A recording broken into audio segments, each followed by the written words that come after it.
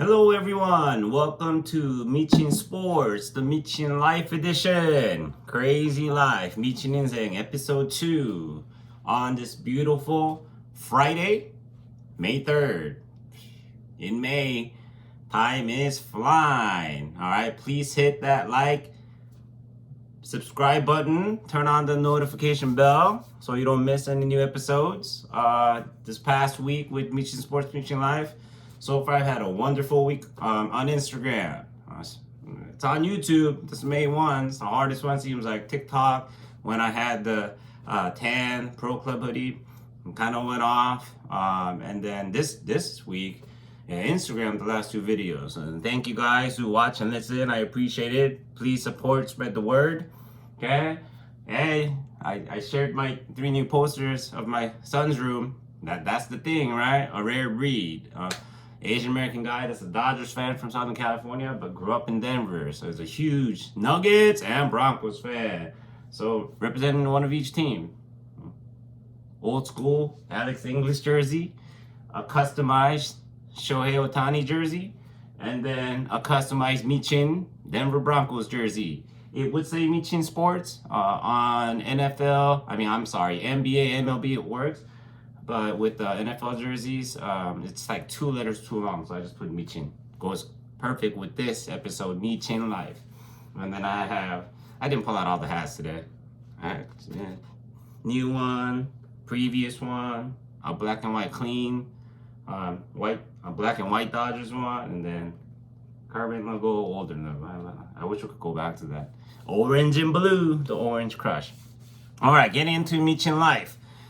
Once again, when I say MichinSports, I don't say crazy sports. Michin stands for 미국 친구. But when I do MichinLife, 미국 친구 인생, kind of, but Michin, crazy life. And so I'll stick to that, okay, on this episode too. Last episode, I didn't want to talk about the K-pop idols. I hope, my channel's not big enough. I don't want to start no controversy. But, I'm from the first generation. That's right around my age. And it was something I was interested in, when HOT and Chex Kiss came along. And then a little after that, GOD, right? And then came Shinhwa. I think if I really tried and was lucky, maybe GOD was already doing their thing with JYP. Maybe Shinhwa, I don't know. Shinhwa has Eric and Andy from Fullerton, where HOT just had Tony. I don't know if you consider him Fullerton. And then GOD just had June Park. He's from I want to say Huntington Beach, Newport Beach. So maybe there would have been a shot, but back then, I could sing, dance, a little bit of rap. I didn't want to be a K-pop idol back then. Things would be different now, but like each, especially now, top 3 companies, right? SM, JYP, and then there used to be YG. I don't know what it's called. I think with Teddy from One Time. He's actually from Diamond Bar. He's kind of leading the charge with that. So I call him the old YG. And then, obviously BTS, right? Company. So Hybe and Cube. I don't know. I guess we can say 5. If I get my names correct, I apologize to the K-pop fans. BTS Army. I don't mess around with you guys. Thank you for what you do for a Korean K-pop group. And I actually like BTS though. But I'm finding out, there's behind the scenes, if you actually pay attention, there's so many boy bands, K-pop idols, girl groups that come and go, and you find out like they audition, and that's their dream, right? And this dream starts at a very young age, like before elementary school. And they're very talented. They can sing, they dance, and their parents sing. I'm talking about mostly in Korea, raising the kids. It's like, it's so competitive with academics. If your kid is talented in music, it's like they try to help out. And then I think by like ages 12 to 14, they'll go audition. And if they're good and lucky enough, they get selected, right? So the process is they become 연습생, a practice student, if you want to call it. And it almost becomes like college within, where they teach them obviously to be better singers, dancers, but they'll teach them like classes, and train them. Like they'll do an interview class so they can interview well, or they'll might do a second language. Like if they already speak Korean, maybe English or Japanese or Chinese. So if they start to go global, they can speak more than one language. And I don't want to talk about unfortunately, but there's been a couple within the past 10, 15 years, Korean idols that have kind of committed suicide, I guess. And then we also find that some of them, as they get older, like mentally, they're struggling, because from such a young age they trained and they became a singer, which was their dream growing up. But then once they get fame and money, it's not what they had imagined. I think it's different if you're a musician. You kind of like, but if you're part of like you join this now system and have no privacy, no personal life, and then I don't know. I think as a 12 to 14, you get you audition. So by like 18, you're part of this K-pop group, and within the next year, so by 20, you take off and you go global, and then you start. Now it's like global, so you start visiting North America, South America, Asian countries, doing concerts, but you can't even really go enjoy. The company won't let you, or you just can't because you're so popular. So I think it's becoming a thing, in a negative way, I guess. And if I was 22, maybe I'm hating, but at 44, I'm not hating. And having 12 and 9-year-old kids, like if they were talented enough to be asked to audition in Korea, like I probably wouldn't let them. Staying in the States, like singing on YouTube, or maybe even like, I don't know, doing one of the singing shows here, I might be more okay with that. But going to Korea to become, it's just. And I've heard a couple podcasts too where, like if they lived in Korea or they know of people, like they'll talk about it. So it's not the fact that they get popular, good for them, but it's once you get popular and then you look back. Like I had no childhood. Starting 12, I became this singing, dancing machine, and then for the next 3 years, I trained my body. That's my life. And then by, the next couple of years, I'm part of this group, and I'm lucky enough to get popular in Korea, and then Japan, and then China, and then to the US, and then to Brazil. Like it's, I don't know. I hope the culture changes a little bit. I hope, Koreans are smart enough, figure it out where, kids become stars and enjoy life. BTS, I think, got it right. It's kind of like BTS was part of like the in-between transition, and with the BTS army, it's like something about the company and Bang Seo, that's their CEO. Like they kind of got it right. And hopefully their company kind of follows that. So whoever comes after BTS, maybe they already are or some. And I know they're in the military, but they'll come out. BTS is good. BTS is set. Like they knew what they were doing. They know what they're doing, and they will know what to do. I think the first generation was good, other than splitting up a little bit too early, right? HOT, Jack's Kiss, probably agree with me. I think God on a comeback tour, they figured it out. Now they're J Park's over 50, and then everybody else is in their 40s, like a little bit older than me. I'm saying I think Kim Tae was a year younger. I think he's partially right around that. But I did. I was like, it's good that they're celebrities, but it's bad they don't have a personal life.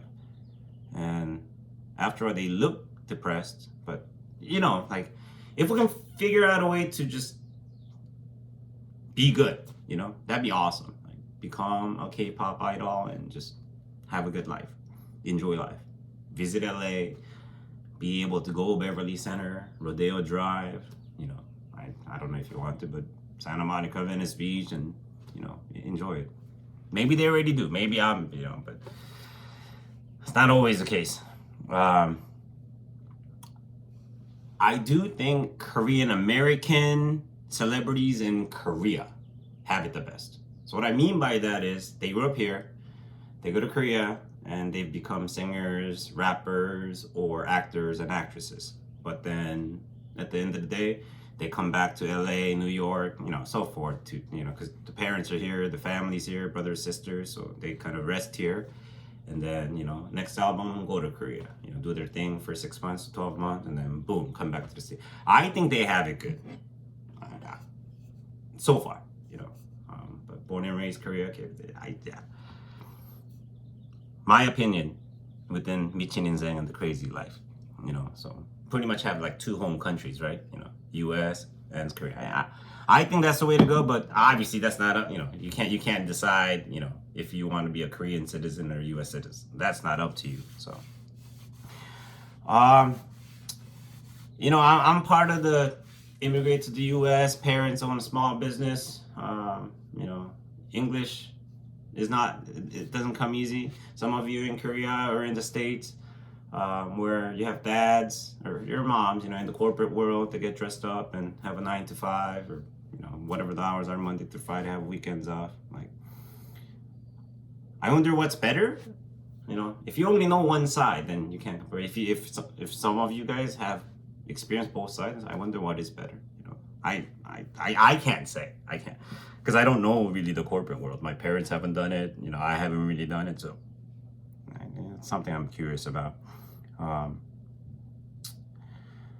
Not just for us Asians, but I know there's Hispanics out there where it's the immigrant generation where your parents or grandparents can't speak English well. So, but then you can speak. You're bilingual. You can speak your native language, and you're bilingual. You can translate. So, always help out the elders. I think that's one good thing. But sometimes, man, it's not easy because you're trying to help the older generation by translating, interpreting, and then they think of their ways, and it's like, oh no, that's not how it is these days. So if you're one of us, feel me out, and then maybe we can get a community going, and help each other out, because that goes beyond race or nationality.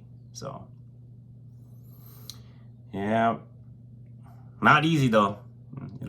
So some people, whether it's the kids or not kids, but people or the English speaking side, second language speaking side, take it for granted. Like, oh, you're bilingual. Man, it's a lot of stress. It's a lot of stress. It is a gift, and some people are good at it, but 쉬운 거 아니에요. 절대 아니에요. 어르신들 그렇게 알고 계세요? The immigrant kids, such as myself, because of having to translate and interpret, you have to mature real quick. You have to grow up real quick. Like, as a 12-year-old, talking to like billing companies, and then have to say, well, mom said, dad said, and then you have to tell them, like, especially if you move, like, a lot of stress, but grow up real quick. It does pay off, when you get older. And as a kid, you don't really know, but after you get older, you're like, man, as a little kid, we had to do a lot just because we spoke English. Pretty crazy. All right, what did I talk about? I talked about Charles Barkley, how I love him, because he's real. So people like Barkley's personality that I have, love him or hate him. It's that type of personality. I love it. Not everybody does. And then I thought, I was like, if you're too real, what is it? When keeping it real goes wrong? So I want to say, when keeping it real is real. But when keeping it real makes some people feel uncomfortable. And I don't want to say that they're wrong. It's just difference in personalities, But if you do get uncomfortable because someone is too real, then maybe it's like time to check yourself a little bit. There's part of the realness that makes you uncomfortable. So think about that. I'm not saying I'm a better person. Just, I'm good with facts. I love history. I love documentary. Maybe it's a personality thing. But I realize, I'm not too good at like creative writing.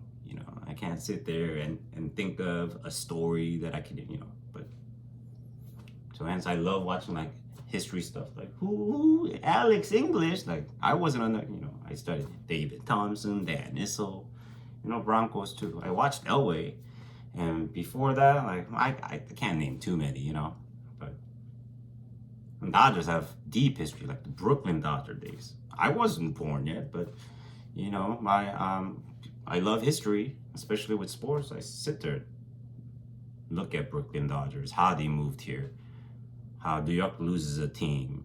You know, they had the Yankees there. New York also lost the Giants. New York Giants went to San Francisco. It was expansion of the West. Well, I'm talking about sports on this. Yeah. And New York realized, hey, we lost two. We have the Yankees. We need one more. So then comes the Mets. Very interesting.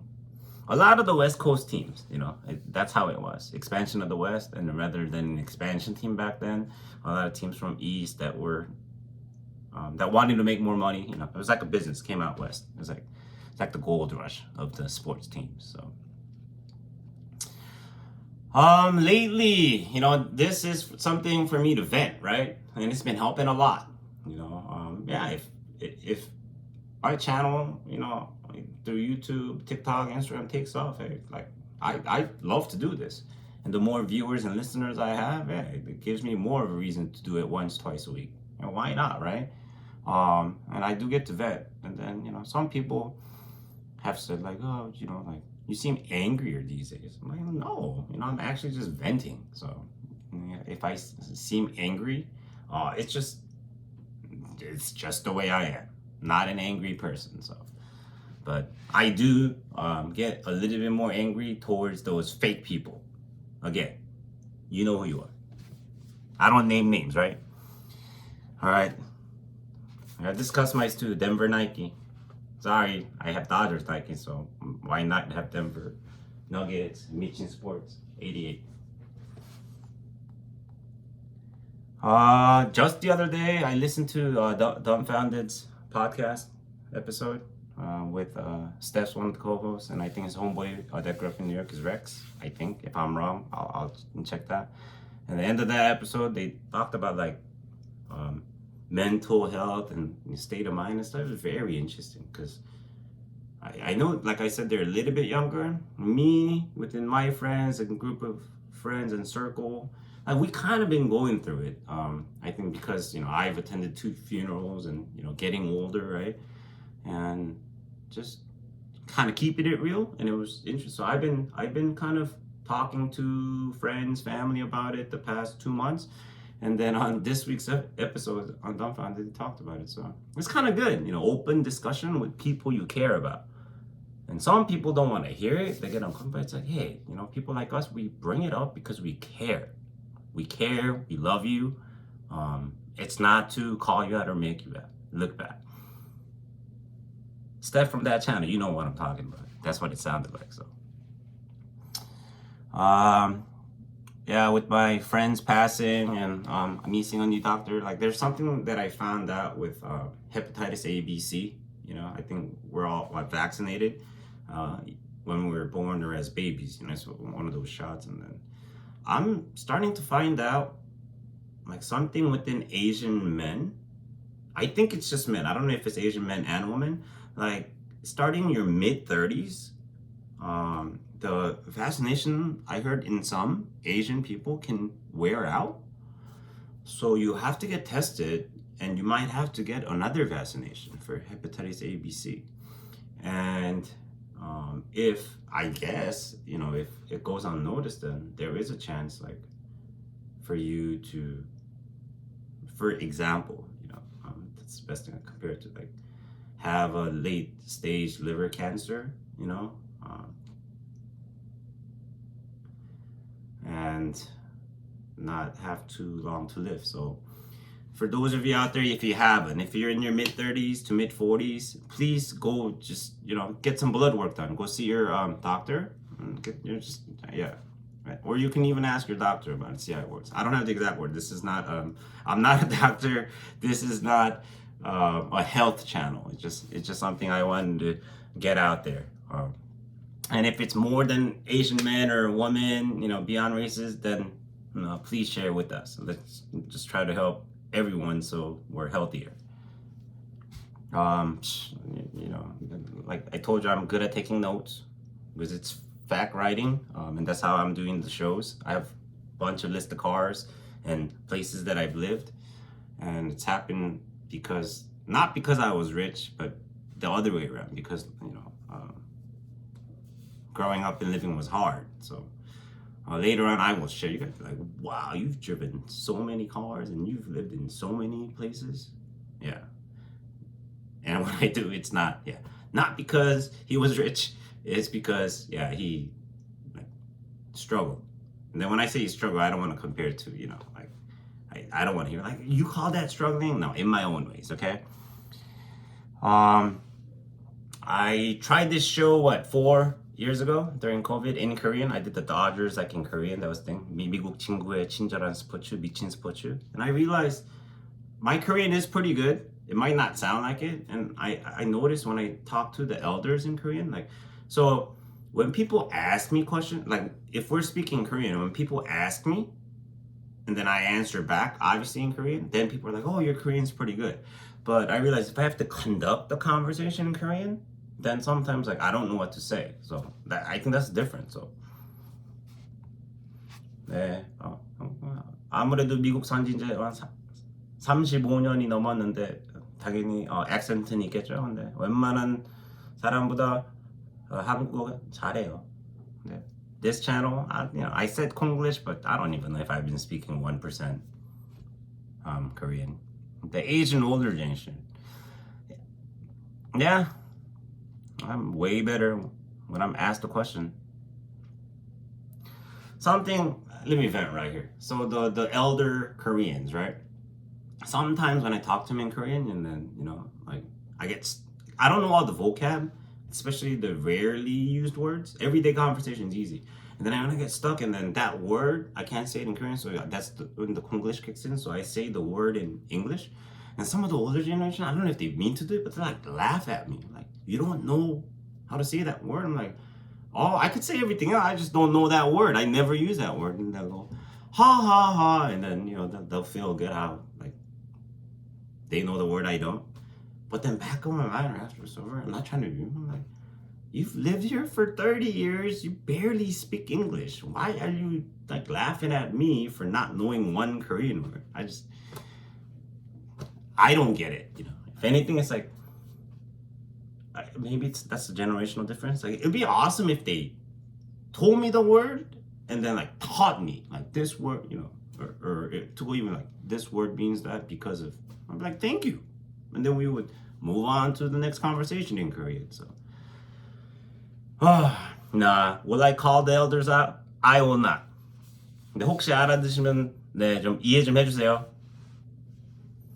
I have the thing here with 1.5 versus the second generation. I think it kind of depends on their English speaking level. So fob means their English is not as good. I think that's the only difference. So I think if you're 1.5, if you speak English well, you're just like the second generation. If you're 1.5 and your English is not that great, your Korean's good, then you're more like the 1.5 generation. So that's my drama with Koreans.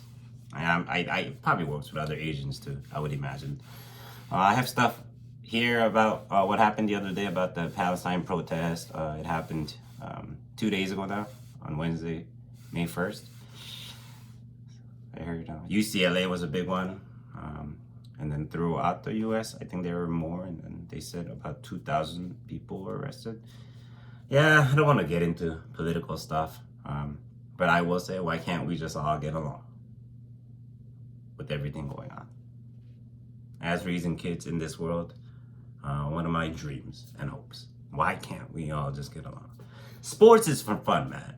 If you're fist fighting over Dodgers versus Giants, something's wrong. Okay.